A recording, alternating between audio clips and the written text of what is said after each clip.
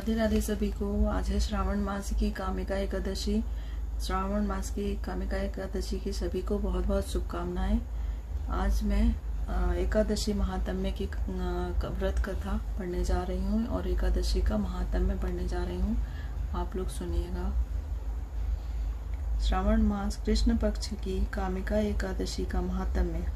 युधिष्ठिर ने पूछा, गोविंद वासुदेव, आपको नमस्कार है। श्रावण के कृष्ण पक्ष में कौन सी एकादशी होती है, इसका वर्णन कीजिए। भगवान कृष्ण बोले, राजन सुनो, मैं तुम्हें एक पाप नाशक उपाख्यान सुनाता हूँ, जिसे पूर्व काल में ब्रह्मा जी ने नारद जी के पूछने पर कहा था। नारद जी ने प्रश्न किया, भगवान कमलासन, मैं आपसे यह सुनना चाहता हूँ कि श्रावण मास के कृष्ण पक्ष में जो एकादशी होती है उसका नाम क्या है, उसके कौन से देवता हैं तथा उससे कौन सा पुण्य होता है। प्रभु आप सब बताइए। ब्रह्मा जी ने कहा, नारद सुनो, मैं संपूर्ण लोगों के हित की इच्छा से तुम्हारे प्रश्न का उत्तर दे रहा हूँ। श्रावण मास में जो कृष्ण पक्ष की एकादशी होती है उसका नाम कामिका है। उसके स्मरण मात्र से वाजपेय यज्ञ का फल मिलता है। उस दिन श्रीधर, हरि, विष्णु, माधव और मधुसूदन आदि नामों से भगवान का पूजन करना चाहिए। भगवान श्री कृष्ण के पूजन से जो फल मिलता है वह गंगा, काशी, नैमिषारण्य तथा पुष्कर क्षेत्र में भी सुलभ नहीं है।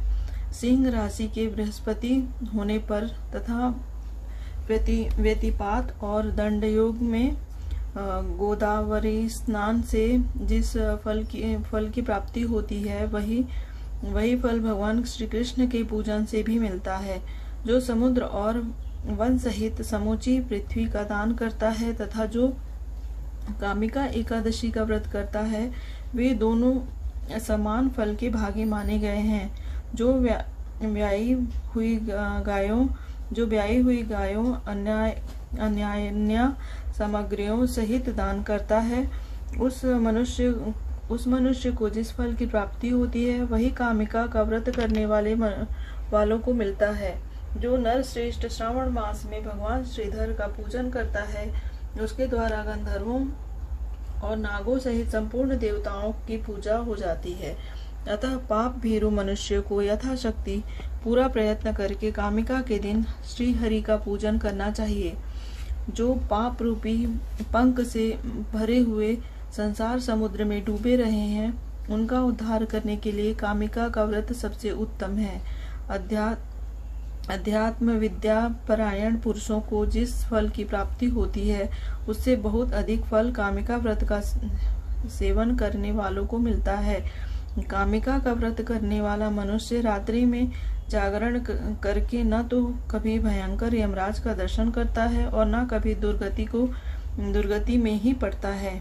लाल मणि, मोती, वैदुर्य और मूंगे आदि से पूजित होकर भी भगवान विष्णु वैसे संतुष्ट नहीं होते जैसे तुलसी दल से पूजित होने पर होते हैं। जिसने तुलसी की मंजरियों से श्री केशव का पूजन कर लिया, उसके जन्म भर का पाप निश्चय ही नष्ट हो जाता है। जो दर्शन करने पर सारे पाप समुदाय का नाश कर देती है, स्पर्श करने पर शरीर को पवित्र बनाती है, प्रणाम करने पर रोगों का निवारण करती है, जल से सींचने पर यमराज को भी भय पहुंचाती है, आरोपित करने पर भगवान श्री कृष्ण के समीप ले जाती है और भगवान के चरणों में चढ़ाने पर मोक्ष रूपी फल प्रदान करती है। उस तुलसी देवी को नमस्कार है।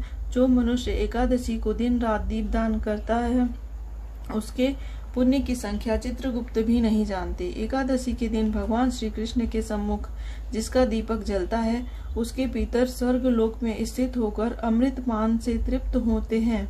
घी अथवा तिल के तेल से भगवान के सामने दीपक जलाकर मनुष्य देह त्याग के पश्चात करोड़ों दीपकों से पूजित हो स्वर्ग लोक में जाता है। भगवान श्री कृष्ण कहते हैं, युधिष्ठिर, यह तुम्हारे सामने मैंने कामिका एकादशी की महिमा का वर्णन किया है। कामिका सब पातकों को हरने वाली है।